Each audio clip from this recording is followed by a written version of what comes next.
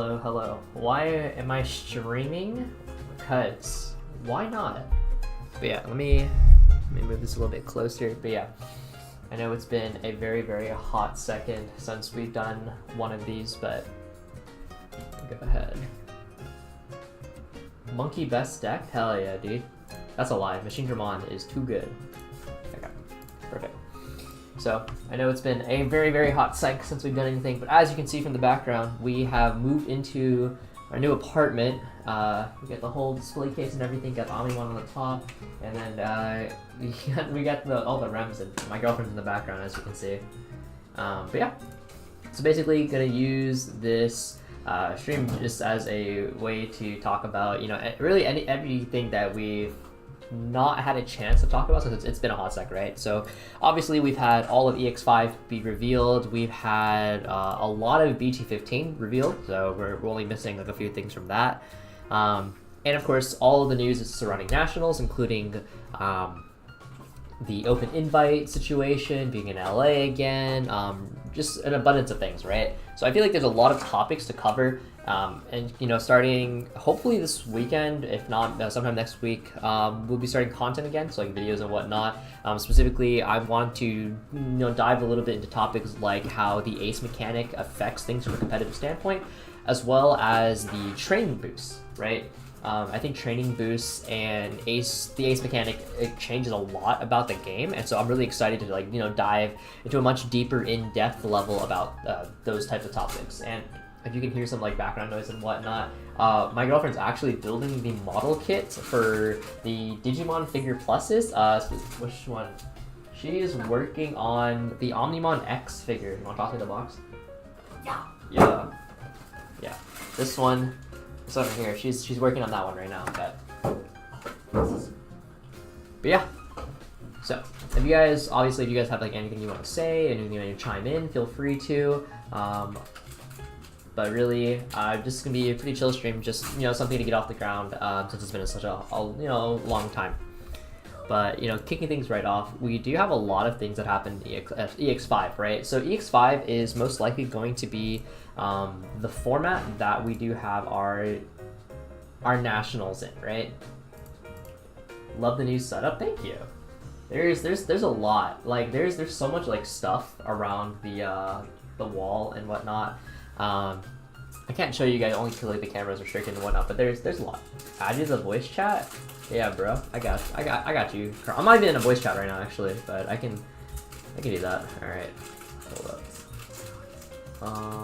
Let's see. Okay. Thank you for the welcome back. I appreciate that.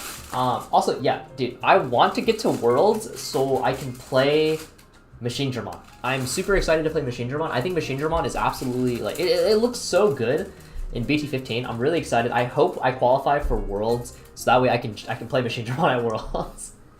Test. What's up? Yeah, what's up, man? All right, so this is my boy Karan. Karan, if you don't know him, he is a you know, phenomenal card game player all around. He's one of the best Shine Greymon players. He plays a lot of One Piece. Luard main Vanguard. Like, the man has credentials for days, you know. I'm retired from Vanguard. Never again. Yeah, I mean, I think a lot of us are at this point, but yeah. And I know in terms of like EX5 and stuff like that, you don't have a lot of experience, so maybe we can use this as a way to, like, you know, like really just hit everything like off of like the bucket list, if you will. It's been so long since I played Digi. I need, like, this is just a refresher course for me now. Mm-hmm. So rip laundry basket, Kun? No. The laundry basket still exists. It's somewhere in the apartment. Have no fear. It's just somewhere. The apartment is very neat and it's very clean because it's not just. You're welcome. Yeah, it's not just me living by myself, so it's a lot cleaner. You gotta do one of those like YouTuber like house tour things now that you got a new place. I can't do a house tour on stream at least. You could. Only because, you know, like the camera is like wired in my computer and stuff like that. But also, is Melga going to be the best deck in the West again? So Metal Garurumon is a deck that's received very, very significant buffs. Between the starter deck and between the EX5 support, it got a lot of new tools, for sure. Metal Garurumon might very well just become the best deck in the format. There's a very good chance. But I think EX5 is such a skill-intensive format because I've been playing a lot of it. I've been playing a lot of EX5. Like the moment the moment EX5 came out, I've been testing it like very thoroughly on the off chance it would be our Nationals format, which it very much so will likely be our Nationals format. So I've been testing EX5 very, very extensively, and so as a result, I have a relatively comfortable grasp on like what decks are going to be good, what decks are going to be bad.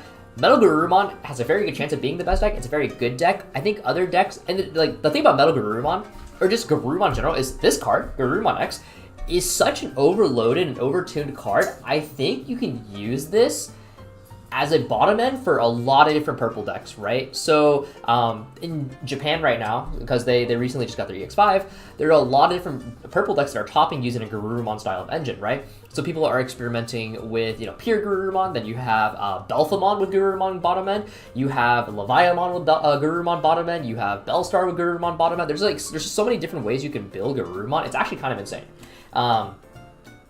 Also, babe, they want to see you. They want to meet you. Oh god, they want to meet you. Oh. You want to come say hi? Hold on.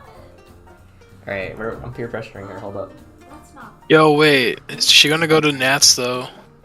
You want to go to Los Angeles? I don't know which fucking camera. You're good. It's right here. It's right here. There. What? You want to go to Los Angeles on vacation? Yeah, you can meet his best friend. To California once for funsies. You want to go again? Sure. Well, there you have it. Anywho, yeah. So, how long have you been live? I think we just started like not that long ago. I think maybe like 11 minutes ago or so. Wait, Bailey, are you taller than him? Yeah, she's taller than me. Yeah. Knew it. Here, wait, come here, come here, babe. I'm trying to build your I know. Digimon. Wait, she can hear me. That means. Oh, also, she chat, can. we have 2 cats now. But yeah, like. Wait. See? She can hear me though, right? Yeah. Yeah. You have to go to Nats now. I get a high cat. Especially when I wear heels, Yeah. which I wear. Okay. Yeah, so what's likely to get banned and what's likely to get limited? So realistically speaking, Bandai's most likely going to hit Shine Greymon. I'd be very surprised if Shine doesn't get hit, because Shine is still the best deck in the format since BT13. So from BT13 to BT14 to EX5, it's been the best deck in the format. And there's a very likely chance that if it doesn't get hit, it's the best deck in BT15 as well. So I think there's no way that Shine walks. I would not be surprised if Marcus consists of 1, honestly. Alongside Shine, I think if you hit Shine, what ends up happening is, so the best decks in BT14 14, because the EX5 just came out, is Lugamon, so Fen Luga, so the Servant Sons of Chaos, and the Mirage Galgamon deck. And the reason why Mirage Galgamon is doing so much better in Japan than it is doing in English is because of the introduction of Training Boost. Training Boost is such a phenomenal card in terms of consistency. It helps Mirage not only combo into their OC combo, but it also grabs all of their tamers. So it's making it a lot more consistent in order to like just wipe you off the board, right? So if Shine gets hit, Mirage is next in line, and I would not be surprised if Bandai ends up hitting Mirage. I think if you want to hit Mirage, you probably hit BT4 Thomas. Also, hello, there's a cat underneath me. Here, wait. No, come here. Oh, whatever. What about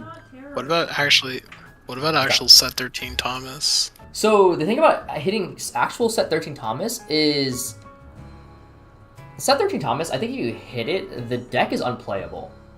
The deck is very memory inefficient at that point, and it'll struggle into a lot more matchups because you won't be able to force your opponent to draw a card, so then your effects are just, on average, not going to pop off. I think hitting BT4 Thomas is a much healthier way at letting the deck still be viable while also taking away some of its ability to just outright OTK you. Wouldn't that be the same thing when hitting Marcus though? Because if you hit let's say set 13 Marcus over 12. That's actually a bigger hit than people realize. Yes. So I think realistically, so obviously, I think the big perpetrator for Shine Greymon is the BT12 Marcus, right? Oh wait, let me see if I can do this. Hold up, wait. Okay. Wait, I'm trying to pull this into screen. I have a cat, guys. I have a cat now. Oh, he ran. JK, I don't have a cat anymore. Anyway, so the big thing about how I view Shine Greymon is it's the free Evo in Marcus. Like BT13 Marcus is crazy, right? Like I don't think anyone's gonna say that. It's not. BT13 Marcus is absolutely insane. You hit BT13 Marcus, the deck is obviously still going to get hit. I think realistically speaking, even if you hit BT12 Marcus, I think the deck is still like pretty solid. Like I don't think it's a dead deck, to be very honest. To be fair with you, I think having the training boost, which allows you to like search for that BT12 Marcus in the first place, is a pretty huge thing. Not only that, but losing BT12 Marcus, yes, you lose out on your free Evos, but you're still one of the best decks at board removal. You still have so much efficiency in terms of like everything that you can put out because Burst Mode is still such a crazy card. I don't know, I know Zonda, and I know you people, you know, if you're in my Discord, you're like, oh, it's Zonda, whatever, like smoke the crack pipe or whatever. But Zonda actually was putting on like a show, dude. Like he was cooking everyone with 0 BT12 Shine Greymon. It's kind of impressive. I'm not gonna lie. It was very impressive. Another hit I thought, but it's very. I don't think it's gonna happen. Oh, maybe for English, but for JP it might. And again, this is very crack pipe, just because like I've been thinking about it for a while. Every training card to 1. It definitely will. I was thinking. It definitely will. I get it won't. Again, I won't. It's not going to. But I just think that card's way too value for what it is. It is insane. Training boost is insane. Training boost single-handedly warps the game to become significantly faster than it previously was. Like I don't think people realize why Japan plays 4 training boosts in almost every single list that tops. It's because it's such an insane card for being 2 cost, mind you, right? Like, let it sink in that Mirage wasn't a deck until it got training. Like, that's how crazy it is to me. Robo says, they won't do it, but I want BT11 Mirage to go. I'm here for chaos. Listen, I'm here for a scorched ban list, but I want a scorched ban list that makes decks still playable, but they're not like slapping you left and right kind of thing, right? And I think I think hitting BT4 Thomas accomplishes that, right? I want to see Scorched Earth. If I see Scorched Earth, I wanted to go hard on like every deck. No, for sure. Yeah, I'm here to like watch like, you know, everything just go like get on fire, you know. But nonetheless, so coming out of EX5, and again, this is most likely going to be our nationals format, just because Bandai the event is January 26th to January 28th, and so EX5 releases, I think, a week or 2 before that, so it should be EX5 legal. That being said, EX5 is like, if you're a purple player, EX5 is amazing. Like, this is the perfect set for if you're a purple player. You have so many new tools to like to work with as a purple player. It's crazy. I think purple is like BDIF, TBH. Especially if Shine gets hit. If Shine gets hit, I think it's like without a doubt in my mind, purple's the best. You have the Grace Nova, like Polo deck, and like it's not very good. It's very gimmicky. It's very clunky. But if you get it off, a lot of decks will actually kind of just struggle into the Grace Nova. So I think it's kind of quirky. TBH. The EX5 release date is currently listed as just January. I swear it had an actual date to it. I'm pretty sure.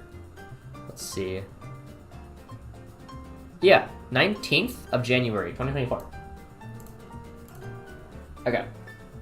So yeah, so Grace Nova, it has a lot of problems. Deck building is also not intuitive whatsoever. It's kind of weird. It's such a cute deck though, but it's way too clunky. For sure. I do think that, however, the Dianamon is a very, very good card. You can definitely splash this card in a lot of different type of blue decks. Like, it's just very good generic top end for blue. I've seen Blue Flare run this. I've seen some blue hybrid lists trying to come back and like use this because like blue hybrid got Gomamon plus Zudomon, and really you just like splashes into a lot of different things. But I digress. And then you have obviously the Metal Garurumon stuff, and the Metal Garurumon stuff is so insane. It's so crazy. Like it's so disgusting. This card is stupid overtuned. It's Lady Devimon on a body. Like it's crazy. You have Mitama Venus. I think is a very good deck. I'm surprised Japan is not playing more of this deck because I think this deck shuts out like 90% of the meta. TBH, because with how insane Patamon and Messenger of Hope is, you ramp into double level 6 on turn 2, and one of them being Venusmon, so your opponent doesn't get any of their Windage evolving. They get security attack minus. Like, I don't know how they play the game. It's just kind of insane, right? You get also Mitama Kentorus is very good. I don't know if it's tier 1 good. I don't think it's tier 1 good, but Mitama Kentorus is very good at outright just beating your opponent down because it's so memory efficient. It's so fast because you just burn all your security, you gain all this memory, and you just go to town, right? It's just so crazy. Green is seeing some success actually, specifically with Leopardmon. Leopardmon using a Deva engine. So Japan has this this list for Leopardmon where they play 6 level 3s, 6 level 3, 6 level 4s, 15 level 5s, and then like 8 level 6s. And the entire purpose is you're hard slamming Deva turn 1, and Deva plays out another Deva in the back. And so if your opponent doesn't remove the Deva on the front, you can go Leopardmon on that Deva, and they do remove the Deva on the front, then you can move out the other Deva and then go Leopardmon on that Deva.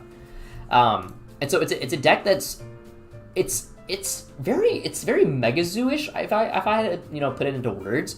It's very interesting. It's very, very interesting. I think it has some potential. It's just very awkward to play, and it's very awkward to build, I would say. Leomon is okay. Marukimon is a joke. This is not a real deck. It just doesn't have enough support. Edamon is actually very good. Edamon is actually a very viable deck. It has a lot of different things going for it. It's just crazy. It's actually really good. The issue with Edamon, I feel like, is certain types of so your level 6s all protect against a certain type of removal, and you need the correct level 6 to deal with the the removal specifically. But not only that, but you run into issues like kill pressure can be an issue. Your level 3 slots are a little weird because some of your level 3s do cost 1 to evolve, because they're dual color, which is like Monka-S. But overall, Edamon is a very good deck. It feels very control heavy, but it's a good kind of control heavy. And then purple's just insane. There's a Leviamon deck, like entire deck dedicated to Leviamon. It's very good. And the Leviamon dedicated deck is very good into purple decks, specifically because of the Biting Crush, aka the Rostrum, right? Because Rostrum, once you play that, if they ever summon a Digimon by an effect, it lets you get out of Leviamon for free, and then Leviamon chomps down on their biggest body and then their smallest body, and you're just going to fucking town, dude. It's so strong. As Leviamon into purple, sometimes turn 1, you'll just Rostrum for funsies to get this out, so that way you can guarantee a Leviamon. It's actually so strong. But aside from Leviamon, you also have Anubismon, and Anubismon is currently the deck in Japan with the most amount of results, tied with Melga. And Anubismon is also very insane. It's just so memory efficient. It's so fast because you get Anubismon and then play out a Mervamon, and then you play the Mervamon for 1 cost. Right? You play Mervamon for 1 cost, and then it spits out 2 other bodies, and then that's 4 bodies for 5 cost. That's so insane. And then Fenglong. I mean, if you get Fenglong out, a lot of decks can't handle it, but it's kind of weird. It's very weird. So before I go into chat for questions, Karan, do you have anything you want to say? Any questions for me? I mean, I didn't even realize you were showing which card at first. So I had to watch your stream. It's delayed. Yeah. Let's see. Devas, I wish they were better, but no bottom end is super awkward. I do think it's cool that they're being used, or at least the green Devas are being used in Leopardmon. Wish Sun and Moon was better, but it is what it is. Edamon, I'll tell you the real weakness of that deck is you're playing a deck filled with cards that look like turds. I don't want to be seen in public with that deck. The Kudamon deck that are the new boss monster here for yellow, that one's pretty badass. Melga Engine, actually insane. I did not realize how. I didn't reach any of those cards until today. Why are they so generic? Holy crap, they are generic. Really changes the playstyle of how 3 Musk used to be from kind of a build wide to a build tall. Very interesting. I'm down to test it out now for the next few months. Yeah. Red is red. Red really didn't get a lot from this set. I'll be honest. It really it really did. Right. Red kind of got hoed out. TBH. I think that's everything really from here. It's a set that like honestly on paper it looked kind of mid to me, but like it actually is more interesting than I thought.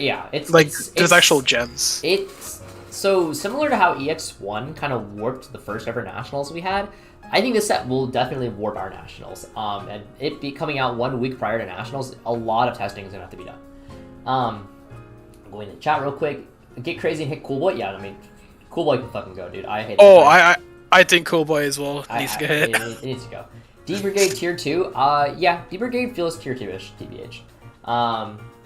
EX5 release date. Oh yeah. Luga text wall just needs to go, but it's the only Luga, so they won't hit it. Luga is so good. Luga is such a good deck. I got OTK'd on turn 2 by Luga 4 games in a row, and I was like, oh, okay, like I'm good, dude. Like I don't. Maybe we play Luga for Nats. Man, all right. Let's see. Doesn't Grace Nova lose to X antibody decks? What does this shit do? I mean, I feel like this loses to like a lot of things, but with trash any 8 and then delete one of your opponent's Digimon with equal or fewer sources in this Digimon. I mean, you're gonna snipe everything, yeah. I mean, yeah. I don't think Grace Nova really cares. But either way, let's see. We had that last year. Okay. Patamon plus the option. Yeah, Patamon plus option is insane. Because you go Patamon, pull out, evolve into level 4 for free. Okay, and then you evolve into your level. You specifically, if you evolve in a Gatomon for free. Evolve in a Gatomon for free, you're golden, right? Because Patamon, pull out Gatomon, evolve into your level 5 Angel for 1. Messenger of Hope, your Mitamamon for 1. And then Mitamamon on Evo, pull out another Gatomon from your hand, and then you evolve that Gatomon into a level 5 for 1 cost, and then you evolve that into Venusmon. And so that was a 3 memory play. I was like 3 memory play, and you got double level 6. Yay. Okay. Let's see. How's Heavy Leomon doing? Heavy Leomon's not doing a lot. I think the issue with Heavy Leomon is that like into anything that's not like pop removal, it just like gets folded. Oh, I forgot that was a card in here, yeah. Dude. Heavy Leomon's such a badass design. It's I wish he was better. Cool. Yeah. Let's see. Leviamon, purple, anti-purple. Yeah, for sure. What makes Sons of Chaos tier 1? I mean, it's an insanely consistent OTK deck. The best way I heard it was from other people was it's basically Shine Greymon and OTK-ness, but less explosive, but way more consistent. Yeah, it's very consistent because you filter so much using Hell Lugar. Because Hell Lugar is a draw 2 that pops a body on your opponent's board, and it also triggers the analog so you can continue your plays. So the deck will, generally speaking, it'll get to its pieces. It'll combo off like pretty fast. And then you swing Fen Luga. So Soul Luga, swing, Evo, Fen Luga, mid combat, that's 1 damage. And then you restand and wait, no, it's, let me think, how does this work? It's, oh no, okay. So Soul Luga, swing, Alliance, +1 security attack, Evo mid combat, Fen Luga, swing for 2, and then Fen Luga, and then unsuspense, and then Fen Luga, swing, Alliance, unsuspend, swing for another 2, and then you swing again, so it's 5 damage. And then whatever you played out, so if you played out like a Black Gatomon, for example, that's lethal. If you have double level 4s, you can go Chimeramon, lethal. So it's an OTK. At worst, it's 5 damage, summon 4 bodies, right? Grace Nova loses to itself. True. And then please elaborate on what makes Edamon deck good now. What's the actual build looking like right now, or what's the actual game plan to get EX5 Metal Edamon set up? Yeah, so Alex, aka Infinity, this is my partner in crime, right? He's the person I talked to every single day when it came to Machinedramon. Like if you don't know, he and I, we were literally like messaging each other. We would like spend like 30 minutes to an hour every single day talking about like how we can improve Machinedramon. And thanks to him, I ended up getting my invite, invite, right? So yeah, so let me go ahead. I can pull up his list really quickly. Okay. Yep. So this is the list, and then let's see. Still working on it. Yeah. 3 Cyclid, Trash, EX5, Edamon, and Metal Edamon. Yeah. Yeah. Okay. So basically, majority of your Chumons float. This one reduces cost. These float. I believe this one also floats as well. Memory blocker. Platinum Sukamon has some Digivolve properties to it. Targetmon is kind of weird. It's like a really shitty one of. This plays itself from security. I believe this searches. These Edamons are insane. BT14 Edamon plays out a level 6 Edamon for free, and BT5 Edamon is a redirect taunter. King Sukamon, once you see the one, you can generally recycle it enough, so you don't need to see multiple copies, according to Alex. King Edamon is only really good into specific matchups, but into majority of the matchups that you will run into, King Edamon's aight.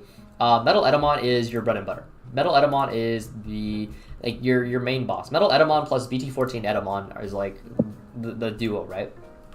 Metal Edamon is on play when Digivolving. Delete one of your opponent's Digimon or Tamer with a play cost of 3 or less, but for every card with Edamon or Sukamon in your trash, add 1 to the cost that you choose. When an opponent's Digimon attacks, by placing 1 card with Edamon or Sukamon in its name from your hand at the top of your security stack, you may change the attack target to this Digimon or the player. Right. So because of that, what you can end up doing is you have a lot of different ways to stack. And so you end up stacking this Edamon, and then the Metal Edamon forces them to attack into this Edamon, and then once they reveal this Edamon plays out another level 6, say for example, another Metal Edamon. By doing so, then you can play Pop, and or if you don't want to play the Metal Edamon, you can go, you can also play the Metal Edamon that spawns another body, you can play the King Edamon. Really, there's so much you can just do, TBH. You can just do a lot. Death Xmon, by the way, is insane in this format. Like, I think Death Xmon... Okay, so everyone, like, jokes about, like, Death Xmon, like, oh, dude, if you don't have Death Xmon, like, you're not playing, like, your deck at, like, full power or whatever. And we joke about it or whatever. Death Xmon, unironically, is an insane card in EX5. There are so many decks that go wide in terms of, like, board expansion. Death Xmon's an insane card. I actually think most decks should be on, like, 2 Death X. 1 or 2 Death X, TBH. I was actually asking you about that earlier today. I thought you said it wasn't necessary, though. No. Well, you didn't ask me this. Well, okay, I did. Okay, so that list you showed me earlier for EX5, right? You're like, I asked you, like, no level 7s, you're like, yeah, you don't really need them. So that's the one exception to that rule. That deck is the one exception, right? Because it has so much built-in... It has so much built-in removal, right? Yeah, That's like not every deck has fucking, like, 12 fucking options to nuke something, right? Alright, yeah, fair enough. But most, and like, I thought about it. I thought about running Death X in that deck, and you definitely could. You very much so could if you wanted to. What do you think of Ruin mode right now, though? Ruin is good. Ruin is good for the similar purposes of Death X, but it's a lot harder to abuse Ruin mode than it is Death X. What about this deck, at least? Because your Edamon one's also yellow. Unironically, you could actually play both technically because of its color combo. I don't know. We'll test it. But Death X is just like generically like the easier card to use because it's always going to be like active, right? Yeah, of course. Let's see here. Okay, yeah, people are talking about Edamon in chat. Totally fair, totally valid. This deck, I don't know if this is tier 1, but I definitely do think it's a very good deck. I think you should definitely test for this deck. I wouldn't be surprised if this deck made top 32 in Nats. Because I do think this deck has like a lot going for it that a lot of people like will not be prepared for, right? It's a very awkward deck, especially if you've never played into it. There's a lot of like nuances that can make it very tricky to deal with. Like having all of your attacks redirected and then giving them a free 6 is really scary if you think about it, right? Like I don't know. Like I just think like this deck is a lot better than people give it credit for sure. I'm still living by my rule. If this deck wins, Nats, I'm quitting this game, man. I'm not being in the game where someone's gonna say, haha, your best deck in your format's poop. Nope. We're not doing that. And then going to BT15, just a side tangent because we talk about EX5 a lot. If you guys have any questions about EX5, feel free to ask. But BT15 overall looks like What's up? We got BT15 cards already? Wow, you're really out of the loop. Yeah, we've had BT. I told you I am. We have almost all of BT15 already revealed. Holy crap! Yeah, that's a lot of cards. But out of BT15 so far, there's not a lot of like really powerful. Like BD15 feels kind of low power, and I'll probably regret saying that once I start testing it. But like on paper, it's not very impressive. Like Machine Dramon is very good. Yeah, Machine is very good. I think the Alphamon support is very good. I read this machine card. I thought this was a promo. It's actually from the main set. Numei's okay. Maybe this is better. This Numemon is insane. Like this card's actually insane. And maybe this deck is like better than I'm giving it credit for, but I don't know. And everything else was kind of mid, TBH. Yeah, BD15 machine is like super lit. Yeah. So we did briefly touch on Heavy Leomon. And like I said, I think the biggest issues with Heavy Leomon is that like there's a wide variety of things that you really can't do anything into. So like if you play into like Mirage, you have no immunity to bounce, and if you get bounced, you're just down on tempo. You're just down on tempo super badly. Your kill pressure feels kind of lackluster, because really you're just swinging for 1 damage, and then like if you don't pop anything, you're like 2 damage. So you swing 2 damage, and then like really what are you doing at the end of the day, right? So I think Heavy Leo's okay. Like it's getting some tops here and there. I actually pull it up really quickly. I don't need this anymore. Haha, I got a new job. Teehee. Where is it? This flex that you got a new job. Oh, I saw that I had one of the things from my old job, and I just deleted it casually on stream. Heavy Leomon. Leomon has a whole 2 results in JP right now. Oh Jesus! I like the way this looks better than yellow base. So look at this one. But as you can see, oh, sidebar. You know what's actually an insane card? I dissed this card. I regret it. I regret dissing this card. Bancho Leomon. This is actually a very good card. This is actually such an insane card. Also, Rusty said Huang is no longer curing cancer. Fun fact, I still work in cancer. I just work in a different department now.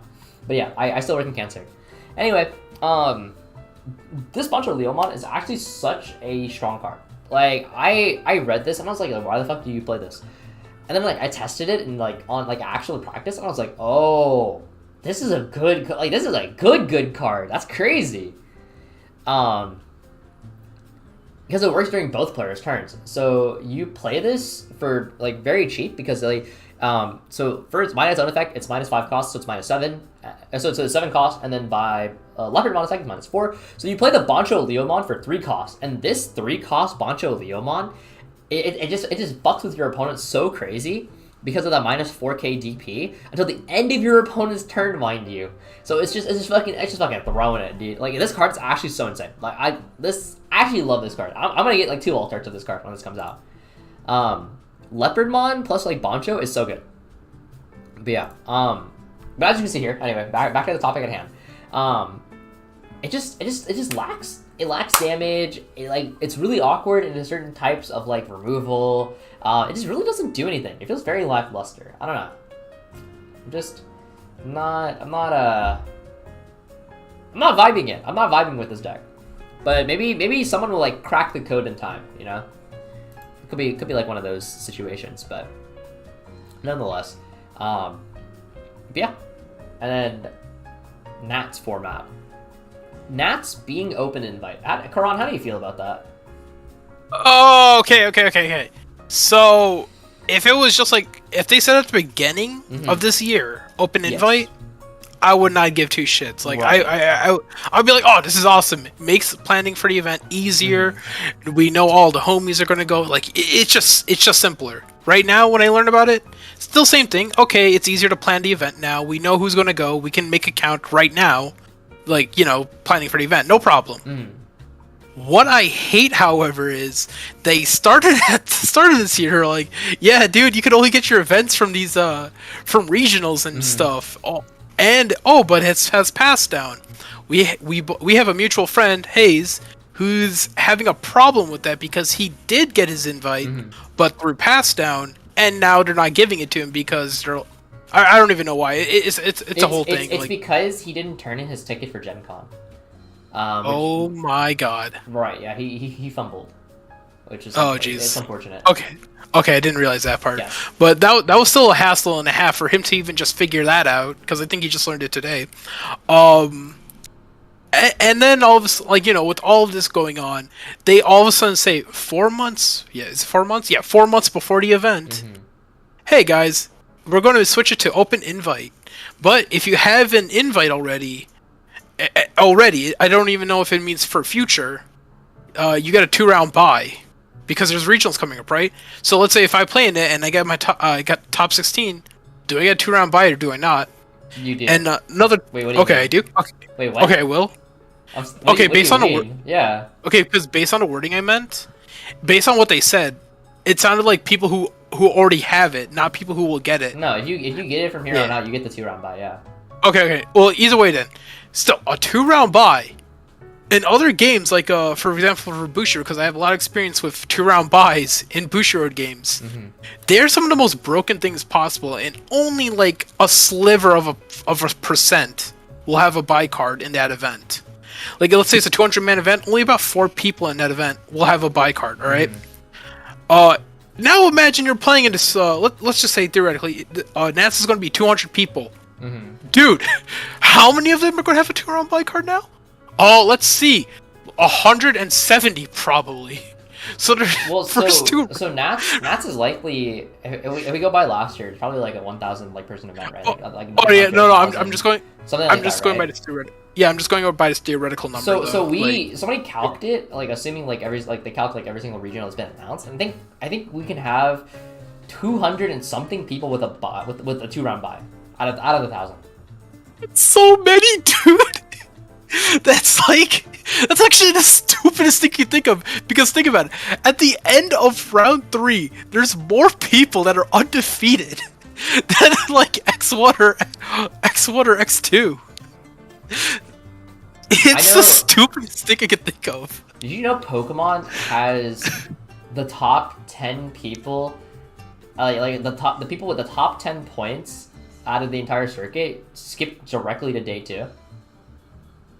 That's Worlds. Jesus! Wow. Worlds. Wow. Yeah. Fun fact. Won't your naps be like? What does that say?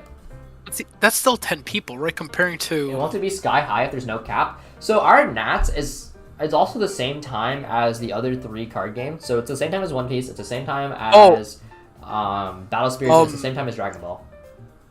Heads up. There is a cap. Now there's a cap now. They even said it was. Okay. Yeah, because so here's the reason I actually want to get my invite now. I don't even I'm gonna be real with you. If you can't win your first 2 rounds, then like you're gonna have a bad time in the event anyways. So like having a 2-round buy is the same as just playing it as if you're playing to win. The thing I care about more is that priority entry now, because there's no cap. Or no cap, because there's like now a cap of players who can enter the event, you need to sign up as soon as possible, right? Yeah. And that invite gives you security that you can play in the event. Because let's say this, you want to play in One Piece, you got your invite in One Piece, and that game sells out in like seconds. Yes. If you don't have your invite in a One Piece and you want to go play in Nats, oh dude, pray to every god you can believe in, because that is going to be very hard for you to sign up for. If you don't have a guaranteed invite. I think overall, like, I think being able to, like, you go with the homies, right? You play with your homies. All your homies can show up to Nats now, and I think that's really fun. I really wish Bandai had announced it at the start of the season, for sure. Exactly right. It's very awkward to announce it like so close to Nats. Because people make plans, right? I know we have one. I have one friend. He didn't think he would be able to qualify for Nats, right? Because he was like, oh, I can't compete any more regionals. So he went and like booked something for that January, and now Nats is open, like announced for being open. So that's really awkward for him, right? That's probably like my biggest gripe, TBH. And I do think as a competitor specifically, I think it's, I don't know, it's a little, it's like a smidge disheartening, because like you work your ass off to try and get this invite because you're under the impression that like if I don't get this, I can't play Nats, right? So you play all these events and you try really hard and you finally get your invite, and then like out of nowhere, hey, by the way, you didn't have to try so hard. you can still get into Nats, right? And like yes, the 2-round bye is very nice. It's very nice. I'm really glad that there's even some kind of compensation to begin with, right? Honestly, I feel like another good way of compensation for you guys would be like better pricing or something. You're you right. know, like Give me 2 keychains. two acrylic keychains. 2 No, acrylic but keychains. like even then, right? Maybe even something as simple as like, hey, we're going to pay for your lunch or free entry for Nats because you actually have to pay now, right? I would take free entry. Give me free entry. Yeah, free entry and priority sign up. I think that's good enough, right? By the way, so Robo's talking in chat. I don't think Digimon's gonna cap. I highly doubt Digimon caps. Logistically, there has been a cap, though. I would think. Like, Yeah. Well, that's okay. I think One Piece will cap. I don't think any of the other 3 will cap. Okay, actually, I don't lie. Digimon might cap only because of the amount of people that can't get into One Piece. Then they'll go play Digimon. Dude, that's what I've noticed. A lot of my friends like too who play One Piece. They're like, "Hey, man, if I can't cap, can you help me like borrow a deck or something?" And I'm like, and vice versa too. Some people, hey, if I want to try to get into One Piece instead of Digimon, can like it's kind of funny in that sense. But here's the real thing, man. You should sign up for Battle Spirits. Oh, Tyler. You get top 8. You get cash, dude. Yeah, but Battle Spirits is gonna be very interesting. But I saw a Primitive tweet that Battle Spirits World happens at the same time as Nats.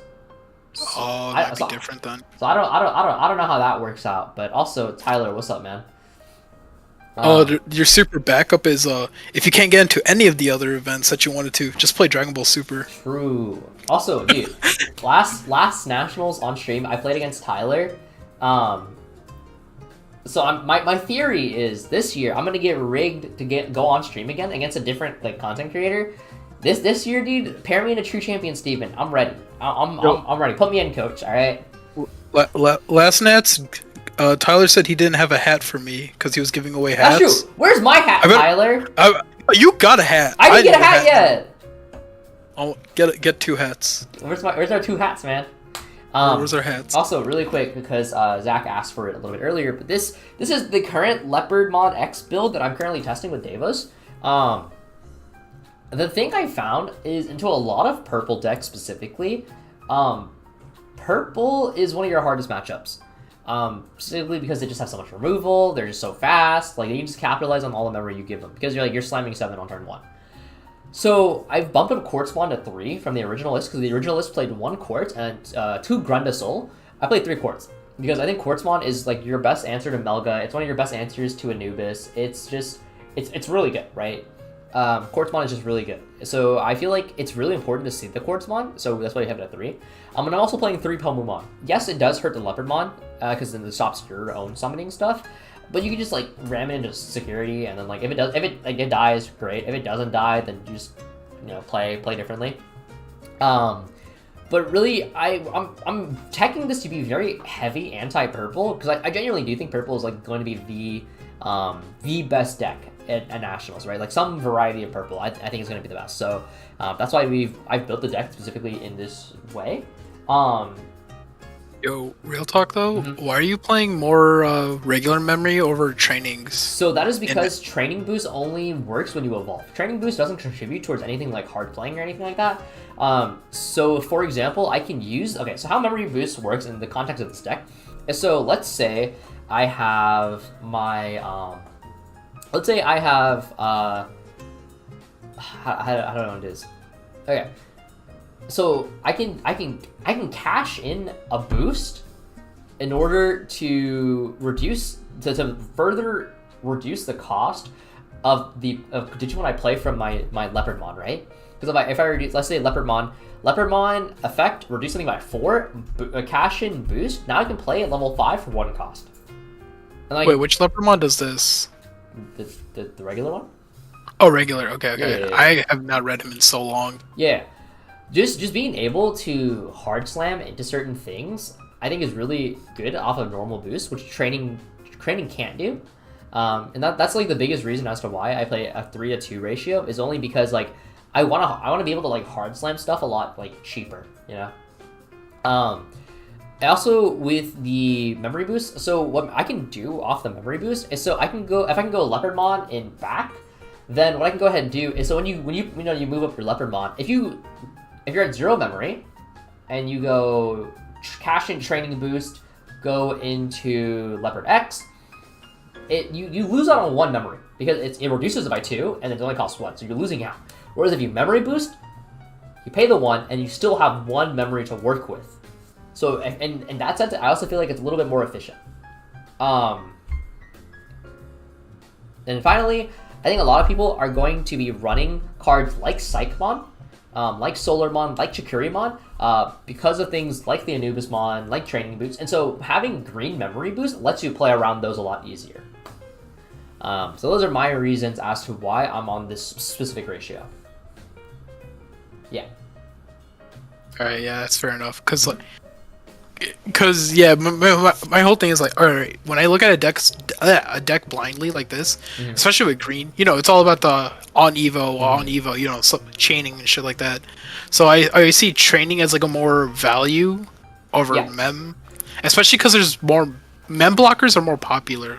I disagree. Evo ones. I disagree. I think.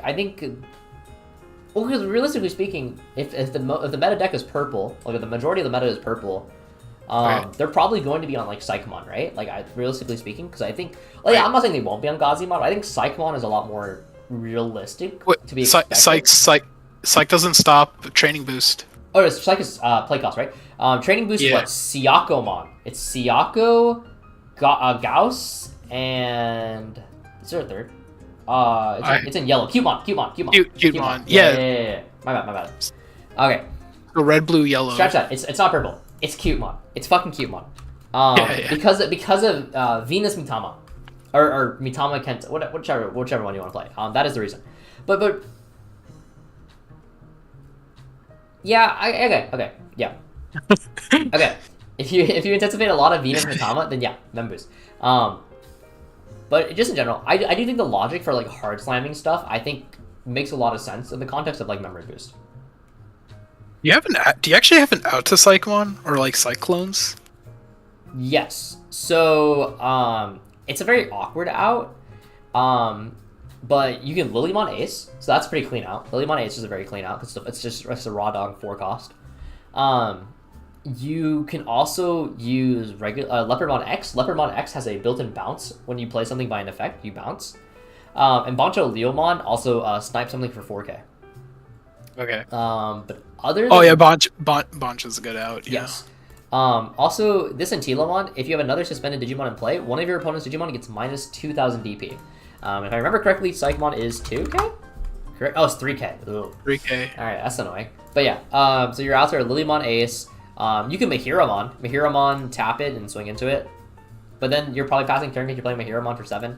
It's kind of awkward. Yeah, so really, Lilymon Ace, Kind of pain in the butt out. Yeah. It's like Lilymon Ace, Bancho, and Leopardmon X. So I think there's a world where you bump up Lilymon Ace to 2 just to deal with those Psychmon clones. But yeah. This is only assuming that Psychmon actually gets used a lot. Psychmon is... I think Psychmon will find its way into a lot of purple decks. I think it's inevitable. It seems like a generic 1 or 2 of though. Like it's not going to be seen at like how your list plays like 3 Terriermon, 3 Pomus. I don't think it's going to be like that because there's just like there's so many good purple rookies as it is that are like actually main engine cards. All right. Let's see. I played it wrong for a little bit because I didn't realize New Davis can't evolve over 4s. That is correct. That is why they're super awkward. One of the biggest weaknesses about this deck is the fact that you don't have the security, that you don't have the comfort of the raising area, right? Your raising area is not as useful as it is for other decks, which can make certain like matchups a little bit more awkward. Yeah, purple's insane. Where are you? Yes, let's see. Oh, Tyler was gone when we said we won our hats. Yeah, Tyler, where's my hat? Also, Melga gives all purple decks an insane draw engine. Yes. No, Melga engine is insane. Actually crazy. This just seems like worst Bloom. I think the one advantage this does have over Bloom is you get to your play a lot faster. And what I mean by that specifically is if I give you 7 memory to work off of, right? If I give you 7 memory, what can, like, how many decks can really, like, punish that, right? That's, like, the big thing. If you think about it, using your 7 memory efficiently at times can kind of be awkward, right? Like, yeah, you, like, oh, I'm just going to climb up my chain. Oh, I'm going to, like, play some memory boost. Like, okay, cool. If you have that, you have that. But then you're not dealing with the 5 that's on board. And with the 5 on board, now I can develop my own things, right? So in a sense, you're kind of playing like this weird game of catch up. But even if you do remove the 5 that's on the board, they have another 5 immediately in the back. And I think that's the one advantage. That's the biggest advantage of this deck, is that you're going to have a 5 in the back ready to go, right?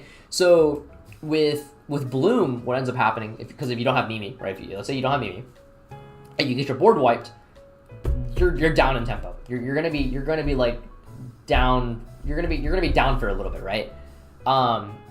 Whereas this deck, if they snipe your 5, you snipe your board, whatever it is, you have a 5 ready to go in the back. You promote it, you go into a new leopard, and you pop off. That is the one advantage this deck has going for it, is that it recovers much faster than any other green deck.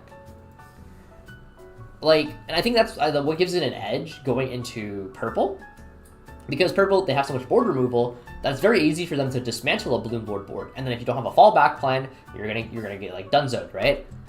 Whereas this, oh, you beat my Leopard X, you beat my Devo, whatever. Okay, cool. I'm just gonna promote my other 5. I'm ready. I'm ready to go. Like hit the ground running, right? That's I think the greatest strength of this deck. So, is this better than Bloom? Debatable. It's debatable if it's better than Bloom. Do I think people should test this deck and like give it a little bit of respect? Yeah, I think you should test it and give it a little bit of respect. When I played it, it played like pretty smooth, TBH. Like it was pretty high. I didn't hate it. I for sure didn't hate it. Do I think the list can be optimized? 100%. I think this list could be super optimized. I think this is like far from the final list. But I think the concept is very good. I think the concept in and of itself is very good.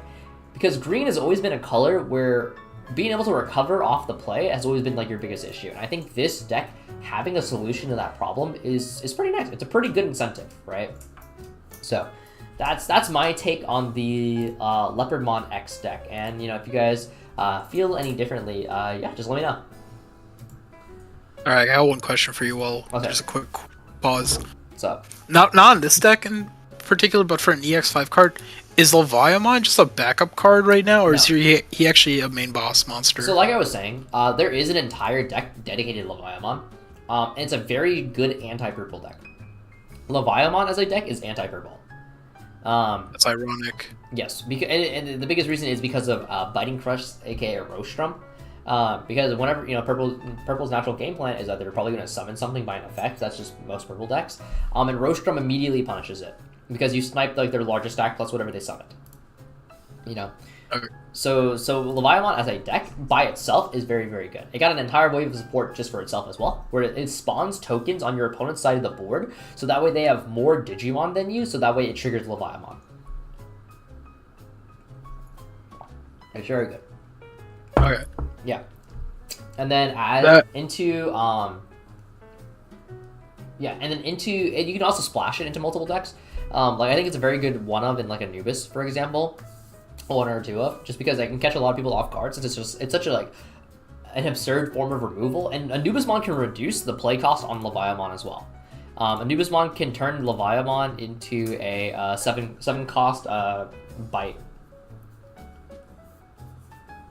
So yeah, pretty good, pretty good card. Leviamon is a very, very good demon lord. Nice. Yeah. But yeah, is there yeah, let me know if you guys have anything else you want to ask in regards to EX5 or Nationals or really just anything. Yeah.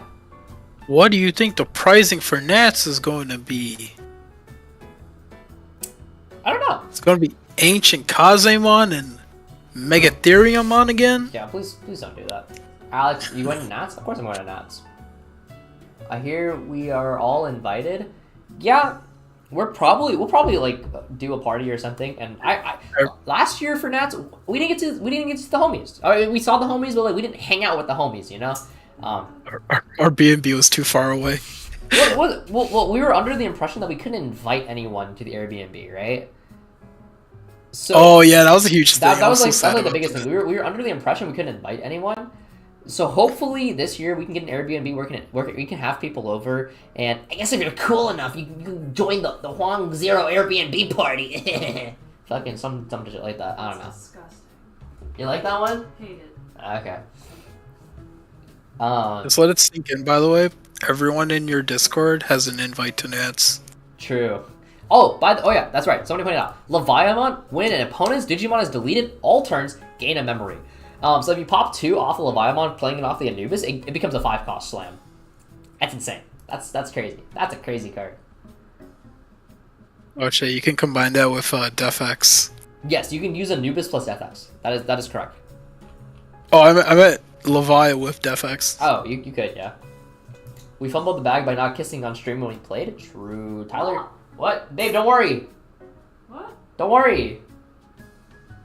He's nobody.